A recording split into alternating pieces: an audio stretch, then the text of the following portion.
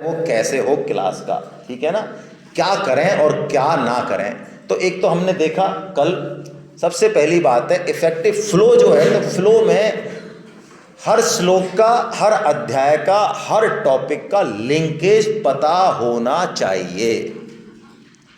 क्यों भगवान ने यहाँ विभूति योग चालू कर दिया बीच में ही 7वें अध्याय में, 9वें अध्याय में क्यों चालू कर दिया, ये क्या प्रकरण है, ये क्यों बताए भक्तों के लक्षण, सिद्ध भक्तों के लक्षण, कहाँ जाने वाले हैं, हर चीज, हर श्लोक का लिंक होना चाहिए, हर अध्याय का भी लिंक क्लियर होना चाहिए। कौन से अध्याय से दूसरा अध्याय क्यों निकला, पर्पज क्या है, कहां से निकला, कौन से श्लोक से निकला। 13वां अध्याय निकला तो ये निकला कहां से, 14वां अध्याय निकला तो निकला क्यों, आया क्यों ये अध्याय। ये आचार्य को बहुत स्पष्ट होना चाहिए। वो उस चीज़ को चाहे कहे मत सब जगह, लेकिन उसको ये स्पष्ट होना चाहिए। हर चीज़ का लिंक है, हर अध्याय का लिंक है। गीता प्रेस की किताब में सब दिया हुआ है। और शायद आपको एक बहुत शानदार किताब और देने वाले हैं, गीता दर्पण आज, है ना, तो वो भी जो है आपको उसको भी पढ़ना चाहिए। तो अब क्या है, दूसरी जो चीज़ है वो बहुत जोरदार चीज़ है। जैसा मैंने कल कहा, ये जो मानव है ना, उसके मन की, उसके माइंड की जो रीडिंग करने वाले लोग हैं, ऋषि हैं, हमारे मुनि हैं, आज के साइंटिस्ट मान लो, चाहे भले सोशोलॉजिस्ट, बात एक ही है, वो तो नहीं पहुंचते लेकिन ऋषि पहुंचे हुए हैं। ये मैक्रो टू माइक्रो लेवल पे बहुत कंफर्टेबल फील करता है। यानी इसको ऐसा बता दो एक बार कि यार ऐसा है चीज़ें, ऐसी चीज़ें, हाँ ठीक है, एक बार बाउंड्री लाइन हो गई, उसके बाद ये अंदर आराम से घूम लेगा। इसको पता है कि ये बम्बई का रास्ता है, बम्बई जा रहा है। तो हमारी जो अप्रोच होनी चाहिए किसी भी अध्याय को लेने की, वो मैक्रो टू माइक्रो लेवल पे होनी चाहिए। बिल्कुल स्पष्ट होना चाहिए कि हम ये चीज़ ले रहे हैं, अंत में ये चीज़ निकलेगी, ये मक्खन निकलेगा, ये इसकी टेक्निक्स हैं। ऐसे कितने भी कठिन श्लोक हैं, यदि हमने उस पे इस अप्रोच को काम में ले लिया, वो कठिन श्लोकों को पार कर जाएगा बंदा। जैसे उदाहरण के तौर पे बता रहा हूँ, अभी मुझे यही याद आ रहा है। 13वें अध्याय में भगवान ने खुद का वर्णन किया। खुद का किया 13.12 से और 13.17 तक किया, शायद 18 तक किया। ज्ञेय तत्व का वर्णन किया, ज्ञेय तत्व का, यानी भगवान स्वयं अपने बारे में कह रहे हैं। अब इन श्लोकों को यदि खोलें हम, तो ये इतने कठिन श्लोक हैं कि हमें ज़्यादा कुछ समझ में आता नहीं, साधक के भी समझ में नहीं आता। यदि हमने एक बैकग्राउंड बना दिया पहले, जैसे कूदने लगे उस प्रकरण पे, उस वृत्तांत पे, कि भाई देखो तुलसीदास जी भी हार गए, तुलसीदास जी ने भी वर्णन किया, ऋषि मुनियों ने वर्णन किया, वेदों ने वर्णन किया, नेति नेति, लेकिन भगवान का वर्णन आज तक कोई नहीं कर पाया। भगवान करें तो करें, करें तो करें, और वो भी करेंगे तो क्या है, कर तो वो रहे हैं, हमारी पकड़ में नहीं आ रहा, तो वो कहाँ से वर्णन कर रहे हैं, हमारे लेवल पे उतर के वर्णन कर रहे हैं। तो इसलिए जितना समझ में आ जाए उतना हमको समझना है, बाकी तो भगवान समझाएंगे भैया। तो ये वर्णन 13.12 से लेके और 18 तक है भाई। क्या विलक्षण बात है, कैसी विलक्षण बात है महाराज, ऐसी विलक्षण है कि दो चीज़ें बताएंगे भगवान जो बिल्कुल उल्टी होंगी हैं, और बुद्धि पकड़ नहीं पाएगी उनको। भगवान कहते हैं मैं सत हूँ, अच्छा सत हो क्या, नहीं मैं असत हूँ, हैं असत हूँ। अभी इसी में कंफ्यूज हो रहे हैं, भगवान कह रहे हैं ना मैं सत हूँ ना मैं असत हूँ। अरे फिर कंफ्यूज कर दिया, और कंफ्यूज कर दिया, इतने में यही पकड़ने की कोशिश कर रहे हैं, मैं सत भी हूँ मैं असत भी हूँ, और दोनों से ये ले, ये बना दी रावड़ी हमारी। तो अब साधक को यदि आपने इसके पीक्स और वो दिखा दिए यदि पहले से ही, अब वो इन श्लोकों में हमको तंग नहीं करेगा। और हमने दिखाया कुछ नहीं, और फिर श्लोकों की व्याख्या में उलझ गए, साधक प्रश्न कर रहे हैं, तो अब वो आधा घंटे 40 मिनट के बाद भी उसके पल्ले कुछ पड़ेगा नहीं, और वो कह देगा यार ये गीता परिचय अभियान वाले हैं ना, 500 रुपये ले तो लेते हैं पट्टे, लेकिन कुछ समझाते कुछ नहीं है। कंफ्यूज ज़्यादा करते है ना। तो ये चीज़ें हमें बहुत क्लियर होनी चाहिए, है ना, ये बिल्कुल क्लियर होनी चाहिए, क्योंकि गीता में ऐसी कई जगह हैं जहां हम बहुत ज़्यादा इफ़ेक्टिवली चीज़ों को नहीं समझा सकते। वैसे भी मैक्रो लेवल एक बार सेट हो गया, फिर माइक्रो लेवल पे जाओ। भगवान की भी गीता में यही थ्योरी है, आप गहराई से देखें तो। भगवान ने जो 15वां अध्याय तक जो प्रकरण चलाया, परम श्रद्धेय स्वामी जी महाराज ने लिखी है ये बात, कि पहले हम 7 से 12 समझते थे कि ये भक्ति योग का प्रकरण है, लेकिन धीरे धीरे हमें ऐसा अनुभव हुआ कि ये जो 7वें अध्याय में भगवान ने जो प्रकरण चलाया समग्रता का, जो कि सबसे टफ और सबसे इम्पोर्टेंट प्रकरण है, वो भगवान ने 15वें अध्याय तक चलाया है। और उसी समग्र का वर्णन करते करते भगवान खुद तक ले गए, पुरुषोत्तम तक ले गए। वहां जाके चैन आया भगवान को कि मैं ही हूं पुरुषोत्तम, क्षर अक्षर सबसे। ये प्रकरण वहां से चला रहे हैं, समग्र से, जड़ चेतन से लेके सारी विभूतियां लेके सारा विश्व रूप लेके। देखो आप एक लाइन में देखो, आप पुरुष प्रकृति वगैरह गुण वगैरह ये सब करते हो, संसार का वृक्ष ये सब करते हो, और यहां चैन आया भगवान को कि मैं ही पुरुषोत्तम हूं। ये ऐसा प्रकरण है 7 से लेकर और 15 तक। ये स्वामी जी, ये हमारी दृष्टि अब पड़ी, स्वामी जी कहते हैं इस पे। शुरू में हमें लगा कि नहीं ऐसे नहीं है, ये 12 तक ही है। तो कहने का मतलब है ये मैक्रो और माइक्रो लेवल और स्कोप हमको बिल्कुल क्लियर होने चाहिए। ये तीसरा पॉइंट देखो, बिल्कुल अदरवाइज मत लेना, मैं ये कर चुका हूं गड़बड़। विद्वान आदमी, कौन सा विद्वान? जो विद्वान है नहीं लेकिन अपने आप को, उसकी बात कर रहा हूं। विद्वान आदमी कई तारों को एक साथ चलाने की कोशिश करता है। बात करेगा, फिर उसमें इफ एंड बट लगा देगा, फिर उसमें कह देगा। मैं कई आचार्यों को देखता हूँ, वो कुल मिला के वो कहीं भी अटैक नहीं करती बात, क्योंकि इतने उसमें लूप्स एंड होल्स चलते हैं, है ना, क्योंकि उनका मल्टी डायरेक्शन दिमाग होता है कईयों का, है ना, मुझे पता है इसका। तो बहुत सिंपल रहना चाहिए। शुरू में साधक को स्ट्रेट फॉरवर्ड बात करो, बहुत ज़्यादा पॉइंट्स को मिक्स मत करो, है ना, अलग अलग कर दो। यदि बहुत पॉइंट्स भी हैं तो उनको एक को शुरू करो ख़त्म करो, शुरू करो ख़त्म करो, शुरू करो ख़त्म करो, बजाय कि उस सेंटेंस को इतना क्लिष्ट बनाओ कि जो है कुछ भी समझ में नहीं आए। ऐसा नहीं करें हम। सेंटेंस बिल्कुल स्पष्ट हो, छोटा हो, मिक्सिंग नहीं हो, एक मैसेज हो उसमें। ये हमारी कल बात हो गई, ये बहुत इंपॉर्टेंट है। ये फ्लो के लिए बहुत इंपॉर्टेंट है। यदि उसका माइंड हमारी बात को और गीता को पकड़ रहा है तो वो डिरेल नहीं होगा। यदि उसको समझ में आ गया कि अब ये जो श्लोक आने वाला है ये क्यों आ रहा है, आपने उसकी बैकग्राउंड बना दिया 1 मिनट में, 30 सेकंड में, कि ये जो हम नेक्स्ट श्लोक ले रहे हैं ये क्यों आ रहा है, डिमांड और श्लोक की यदि क्रिएट कर दी, वो डिरेल कभी नहीं होगा। लेकिन हमने डिमांड नहीं क्रिएट करी। ये बहुत प्रचलन में है, ऐसा बहुत लोग कर रहे हैं कि वो श्लोक देखते हैं, इस श्लोक पे पूरा व्याख्यान देने के बाद वो श्लोक देते, अच्छा तो अब कौन सा है, हाँ अच्छा ये है, हाँ पहले समझते हैं, हाँ अब ठीक है, अब बताओ, अब बताता हूँ आपको मैं। या ऐसा बोलते, अब मैं समझाता हूँ आपको। तो भैया मैं समझाता हूँ तो पहले हमने समझ लिया क्या?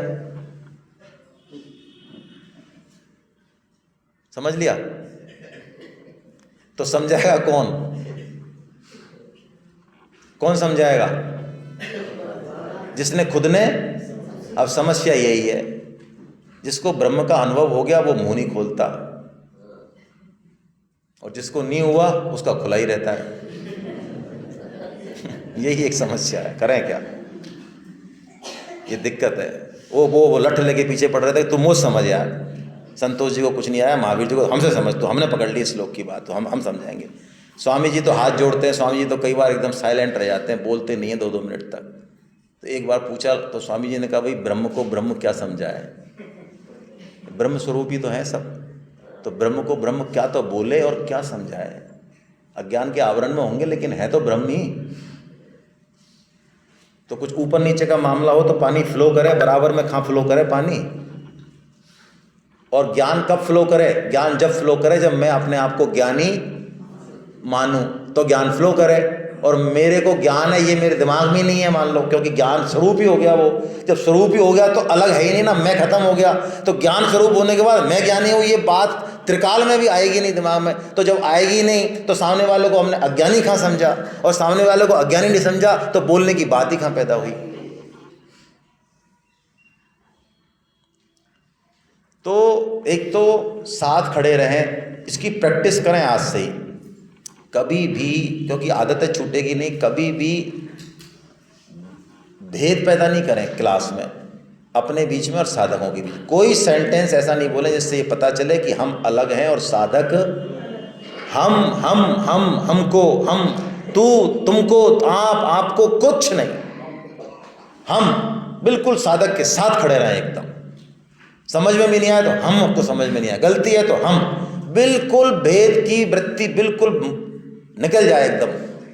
कहीं भी ये और आएगी, आप चेक करोगे ना तब पता चलेगा कि आ रही है, बहुत तेजी से आ रही है। कई बार ज्ञान उछल के आएगा और कह देंगे अच्छा रुको, तुमको यार मोक्ष प्राप्ति हो जाएगी यदि ये काम कर लोगे तो। अच्छा, तुमको मोक्ष प्राप्ति हो जाएगी तो और किसी ने पूछ लिया मान लो कि तुमको हो गई क्या, जब क्या जवाब दोगे भाई? वो तो पूछते नहीं है, वो 550 रुपये दे रखे हैं उन्होंने, बेचारों ने नस दब रही है उनकी। जैसे डॉक्टर साहब के पास मरीज आते हैं तो वो करें क्या बेचारे, उनको तो अपना इलाज कराना है, तो डॉक्टर साहब झांकेंगे, वहाँ साइन करेंगे और पैसा देंगे, और डॉक्टर साहब का प्रचार हो रहा है। करें क्या, वो मरे मराए तो आते हैं, तो इनकी दादागिरी चल जाती है। हमने 2012 में अंबेडकर सर्किल पे जो वो लगाया, अग्रवाल साहब तो हमेशा इंचार्ज ही रहे उन सबके कैंप के, पुस्तक मेला लगाया। तो एक बार हम बैठे थे, अग्रवाल साहब भी थे, अशोक शर्मा जी थे, संत हैं, बिल्कुल महान संत हैं, मतलब वो हमारे आचार्य थे, स्वामी जी की 2 कॉपी हैं वो। तो ऐसी एक बार बात चल रही कि स्वामी जी को तत्व का अनुभव तो हो गया, परमात्मा प्राप्ति तो कोई छोटी चीज़ है उनके लिए, वो तो लेकिन ये बात मतलब माने कैसे? ये स्वामी जी ने तो मुँह से कही नहीं ये बात यार, मतलब ऐसे लिखित में कहीं मिले तो सही, कई आइटम आते हैं तो उनको, तो ये हमारी खोजबीन चलती रही, लेकिन कहीं सादर संजीवनी में या कहीं ऐसे कोई चीज़ पकड़ में नहीं आई। मैंने भी बहुत ढूंढा। एक दिन अशोक शर्मा जी के दिमाग में, अशोक शर्मा जी को एक बात पकड़ में आ गई और उन्होंने बड़े खुश होकर कहा, देखो यार ये चीज़ है, इससे पता चलता है स्वामी जी को भगवत प्राप्ति हो गई। मैं सर बताओ फटाफट ये क्या चीज़ है? तो वो छोटी सी किताब, हे नाथ मैं आपको भूलूं नहीं, वो 4 रुपये की 3 रुपये किताब, नीली रंग सी, उस किताब में अशोक शर्मा जी पढ़ते पढ़ते कहा, यार ये देखो ये बात देखो, उसमें लिखा हुआ था स्वामी जी ने, यदि आप ये काम करो तो आपको भगवत प्राप्ति हो जाएगी, और नहीं हो तो मेरे को 100 जूते मारना।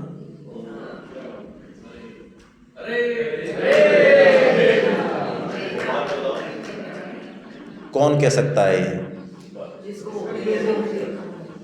देखो आप,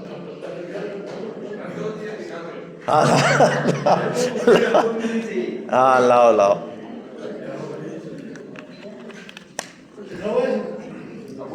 लिखा है, अब मान लो।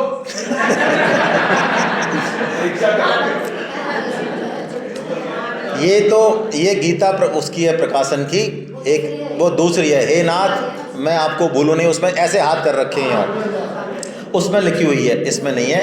तो कहने का मतलब है कि ये विश्वास हो गया ना कि स्वामी जी ने देखो इतनी कोशिश करी होगी कि ये बात किसी को पता नहीं चले कि मेरे को ब्रह्म ज्ञान या ब्रह्म प्राप्ति, ये कभी नहीं कहा, आप हम मुँह से नहीं सुनेंगे स्वामी जी कैसे, लेकिन यहाँ से पता चल गया, ये पता चल गया कि ये सेंटेंस लिख दिया उन्होंने कि यदि आपको ये काम करो तो आपको भगवत प्राप्ति हो जाएगी, है ना। चलिए,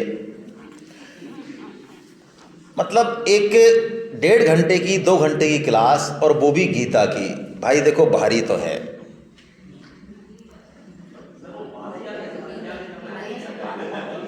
वो यार मुझे याद नहीं आ रहा है जालन साहब, वो मैं बताऊंगा देख के, वो क्या है, भगवान ने कुछ अपना मानने की या ऐसी कोई बात थी, भगवान को अपना मान के और ये काम करो तो आपको भगवत प्राप्ति होगी, भगवान के आज्ञा, ऐसा कुछ था। यदि ऐसा नहीं हो आपको तो आप मेरे को, ऐसा कुछ भगवान लिख रखा था स्वामी जी ने, है ना, मेरे को मतलब है ना कुछ 100 वो देना, ऐसा कुछ कहा था, मतलब। तो अशोक शर्मा जी ने बताया, देखो यार स्वामी जी ने ये बात क्या लिखी है, ये बात लिख दी, इसका मतलब ये सेंटेंस प्रूव कर रहा है कि स्वामी जी को भगवत प्राप्ति, हालांकि ये कोई बात नहीं, हमारी बुद्धि को संतुष्ट करने के लिए कह रहा हूँ। 1.5-2 घंटे की क्लास, और उसमें भी गीता के भारी भारी शब्द भाई, और वो भी उन लोगों के लिए जिन्होंने गीता को कभी पढ़ा नहीं, जिनके घर में माहौल नहीं, उनके संस्कार इस तरह के नहीं, उस तरह की ट्रेनिंग नहीं, तो देखो भारी तो है, टर्मिनोलॉजी नहीं समझ में आती है भाई गीता की, है ना। उसमें से आप प्रैक्टिकल एप्लीकेशन लगा के उसको इंटरेस्टिंग बनाते हो, वो एक अलग बात है, बाकी वैसे तो भारी है। अब भारी में भी यदि आप मोनोटोनी हो जाओ, एक जैसा फ्लो, बोलने का भी एक जैसी स्टाइल है, तो भाई बात हाँ बनती नहीं है। अरे पति पत्नी जो है कई नाटक करते रहते हैं आपस में, जिससे थोड़ा सा हाँ नई वैरायटी लगे, कभी नीली हाँ एक ही साड़ी में और एक ही जैसे हों तो लोग कहते हैं अरे कुछ नहीं। तो ऐसे हमको भी क्लास में तोड़ना चाहिए चीज़ों को, मोनोटोनी को तोड़ना चाहिए, है ना। क्या करना चाहिए, छोटे छोटे चीज़ें, जैसे मानस है, भागवत है, जो मैंने जो बात कही उससे काम हो जाएगा। इसमें मैंने क्या कहा आपसे, हम गीता पढ़ते हो, देखो ये हालांकि अनुभव मेरा किसी काम का नहीं है, लेकिन मैंने तो जब श्रीमद् भागवत की फिजिकल क्लास ली थी 2012 से 2016 में, तो उस समय फीडबैक ये आता था कि साहब गीता के इन श्लोकों की व्याख्या आज बहुत अच्छे से समझ में आ रही है, बड़ा अच्छा लग रहा है। आज इतने अच्छे वो एग्जाम्पल आए, तो वो एग्जाम्पल कुछ नहीं होते थे। वो एग्जाम्पल क्या होते थे, इधर भागवत की क्लास ली, उसमें से कोई आया आइटम हाथ में और वो किधर अप्लाई कर दिया, वो गीता में भगवान कराते हैं अपने आप। तो किसी एक शास्त्र का यदि हम सहारा लें, गीता आचार्य कोई एक शास्त्र का सहारा ले लें, 6 महीने लगे 8 महीने लगे, अच्छे से पढ़ना है, उसका फ्लेवर, उसकी धार ऑटोमेटिक आपकी गीता क्लास में ट्रांसफर हो जाएगी। ये मोनोटोनी टूट जाएगी हमारी, ऑटोमेटिक टूट जाएगी, है ना। तो हमको मानस का, भागवत का कोई फैक्ट्स हैं। क्या होता है, लोगों की बुद्धि भौतिक है, तो हम कोई ऐसे फैक्ट्स दें, ऐसी चीज़ बताएं उनको। ज़्यादा नहीं करना है, ये सिर्फ आटे में नमक है, ये टेस्ट चेंज करने की टेक्निक है। कहीं इस पर रिसर्च पीएचडी मत कर बैठना और मूल ट्रैक से मत भटक जाना भाई, ये नहीं करना है हम लोगों को। तो कोई फिक्शन बता दिया, कोई फैक्ट्स बता दिया, उससे क्या है, वो सोचता है वाह यार क्या बात है। जैसे कि बिग बैंग थ्योरी है, उदाहरण के तौर पर बता रहा हूँ मैं, बिग बैंग थ्योरी है। अब बिग बैंग थ्योरी क्या है कि ये सृष्टि कैसे प्रकट हुई, वैज्ञानिक ये कह रहे हैं कि एक विस्फोट हुआ। उससे पहले तो कुछ नहीं था, वैज्ञानिक कहते हैं कुछ भी नहीं था, अंधकार ही अंधकार था, है ना। हालांकि अंधकार से आगे की बात भी गीता और भागवत करती है, लेकिन वो कहते हैं एक विस्फोट हुआ और ये सृष्टि प्रकट। इस पे सारे वैज्ञानिक आज भी राजी हैं। तो भैया हमारे शास्त्र में क्या लिख रहा है, हमारे शास्त्र में लिख रहा है पृथ्वी किससे बनी है, जल से। हेलो, जल किससे बना है, अग्नि से, है जल अग्नि से बना। हाँ, अग्नि किससे बनी है, वायु से। अग्नि वायु से बनी है, हाँ। और वायु किससे बनी है, आकाश से। और आकाश ही तो है सर्वव्याप्त, तो आकाश किससे बना है, तो हमारे शास्त्र कहते हैं शब्द से बना है। अब शब्द से आगे महत्त्व, अहंकार और जर्नी बहुत बाकी है अभी, मूल प्रकृति और परमात्मा तक की जर्नी है। वहाँ तो साइंस को लगेंगे 1000 साल पहुँचने में। साइंस इस पर रुक के अपने आप को तुर्रम खां समझ रहा है। तो हम यदि ये कहते हैं देखो भाई, ये हमारी गीता में और भागवत में लिख रहा है कि शब्द से क्या प्रकट हुआ, आकाश, तो यही तो है बिग बैंग थ्योरी। तो लोग कहेंगे वाह यार, गीता तो बहुत जोरदार है यार, हाँ ये बात समझ में आई यार, ये तो हमने फिजिक्स में पढ़ी थी यार, तो लिंक हो गया। हमें नहीं कुछ ज़्यादा मतलब है, लेकिन हमको कुछ इस तरह की मोनोटोनी तोड़ने की चीज़ें हमको करनी चाहिए, है ना। कुछ फिक्शंस होते हैं, उसको कर लें। चेंज द पैटर्न, मतलब कई बार कुछ आप नया कर लें, है ना। या तो कह दें भाई ठीक है, हमको सबको 5-5 आचार्य तैयार करने चाहिए अपनी क्लास में, तो क्या करें, तैयार करें, आइडेंटिफाई कर लें, 2, 3, 4, 5, 6 क्लास तक आइडेंटिफाई कर लें कि ये बंदा खुद ही तैयार है या तैयार करने से हो जाएगा। उनको आगे कराएं, उनको श्लोक बताएं, एक्सप्लेनेशन लें उनसे, खुद अपना फिनिशिंग टच दे दें। ऐसे करके क्या होगा, क्लास में एक माहौल बनेगा अपने आप।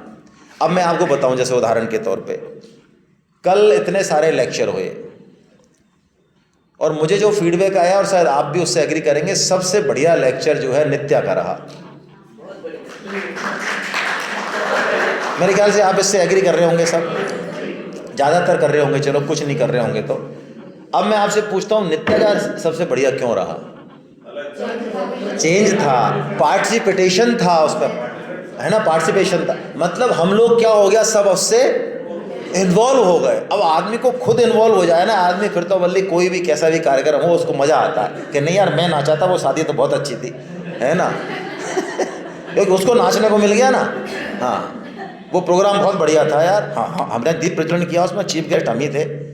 अरे क्या खास प्रोग्राम था, अरे नहीं हमने किया ना, हाँ तो तुमने किया तो फिर तो बढ़िया ही होगा भाई। तो पैटर्न को चेंज करना है, कभी क्वेश्चन आंसर फॉर्म में ले लें, या कोई भी जो आपको नया लगे, वो बीच में कोई एक पैटर्न आपको चेंज करना चाहिए। क्लास को बिल्कुल 40 क्लास तक एक जैसी उसमें नहीं लेके जाए। लोगों को लगे कोई उस दिन नहीं आया मान लो और आपने पैटर्न चेंज किया, वो कहे अरे भाई साहब आप नहीं आए क्या, अरे आज तो यार आचार्य जी ने, है ना, बहुत मज़ा आया यार। हाँ मज़ा आया, हाँ। और यदि हमारे ताहिल साहब की ये टेक्निक थी अब आपको तो हम तंग नहीं करते हैं, वास्तव में सही बता रहा हूँ, ये महावीर जी से पूछ लेना भले ही, हम तंग नहीं करते हैं। ताहिल साहब तो जैसे मान लो नंदोत्सव हुआ तो सभी आचार्यों की ये ड्यूटी होती थी, फोर्स करते थे वो, फीडबैक लेते थे वो कि अपनी क्लास में जाके और इस नंदोत्सव की कितना बढ़िया प्रोग्राम हुआ है इसकी वहाँ पे चर्चा करनी है। जो लोग वो नंदोत्सव में गए उनसे खड़ा कर करके पूछना नाटक कैसा रहा, खाना कैसा रहा, बहुत अच्छा रहा साहब। तो वो जो 5, 7, 10 जने नहीं आए ना, वो कहते यार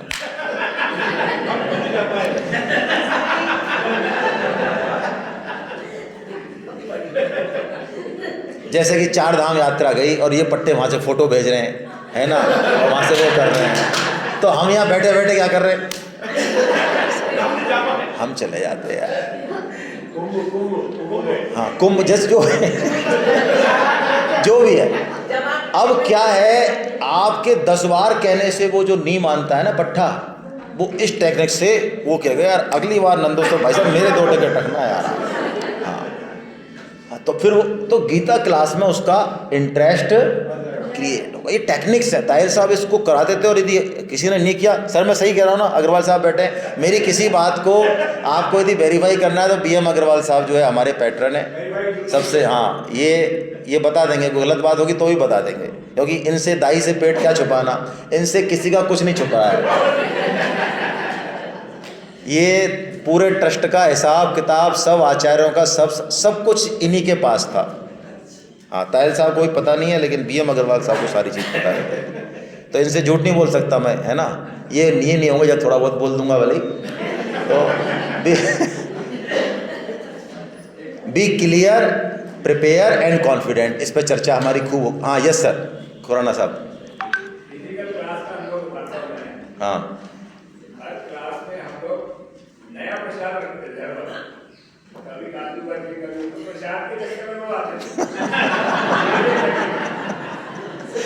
सही है।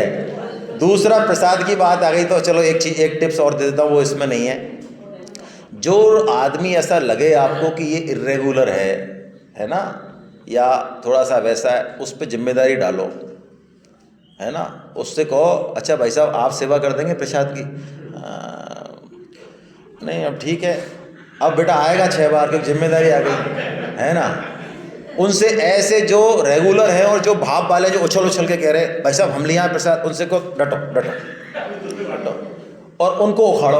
कौन से? जो भागने वाले हैं, उनसे लो पहले प्रसाद। 5, 10, 15 क्लास तक ऐसे को रगड़ो, कम से कम चला जाएगा तो प्रसाद तो खिला गया यार।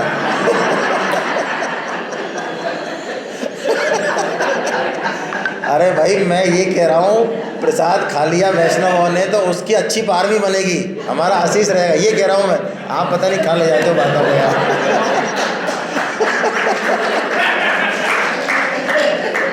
चलिए ये कोई बात नहीं, जैसा मेरा भाव था वैसे ही पकड़ लिया आपने, मुझे ऐसा लग रहा है।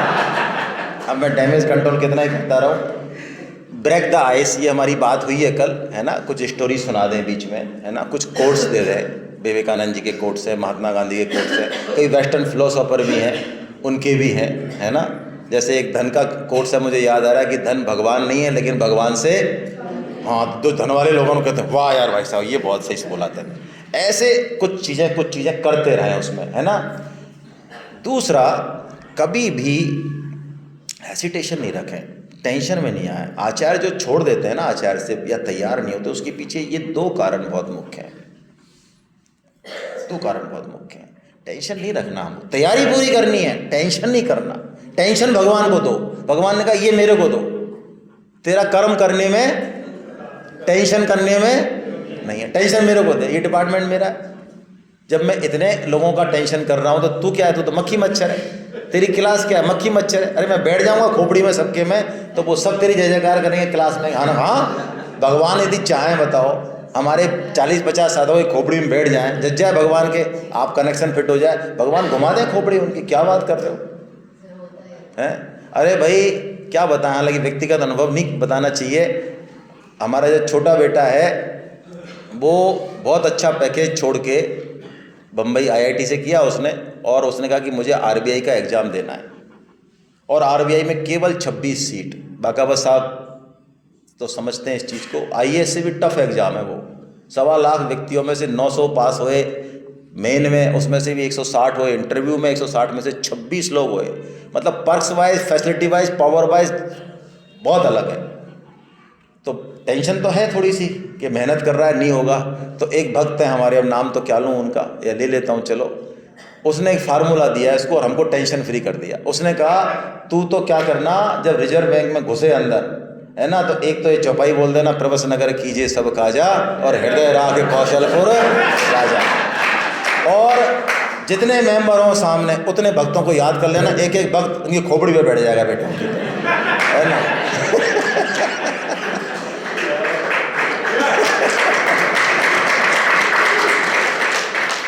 अब देखो हम गीता पढ़ा रहे हैं 10 साल से भाई, अब उसने जो फार्मूला दिया है वो, हम तो यहाँ प्रवचन दे रहे हैं, ये लोग वहाँ लगे हुए हैं सेवा में, है ना।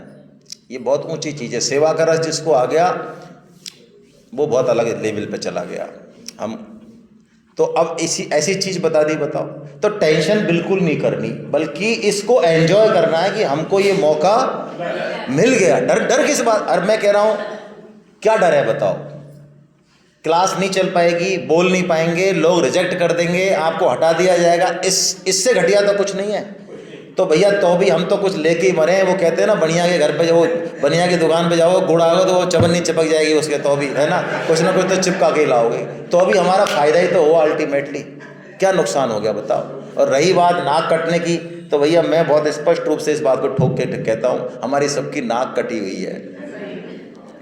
शादीशुदा लोगों की तो पक्का ही कटी हुई है। वो तो कतई खड़े ही ना हो कि हमारी नाक बची हुई है, इतना दुस्साहस नहीं करे वो। तो हाँ चलो जो भी है, तो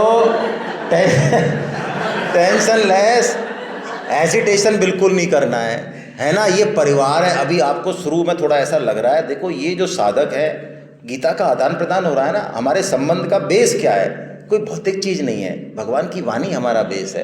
तो इनसे आपका कितना आगे एक भाव बनने वाला है, एक बहुत अलग दुनिया में आप पहुंचने वाले हैं। अभी आपको लग रहा है ये कैसा है अनजान, डर लग रहा है, नहीं, आप देखो तो सही क्या लिंकेज क्या है। लिंकेज है भगवान की वाणी। स्वार्थ नहीं होना चाहिए, स्वार्थ नहीं होना चाहिए।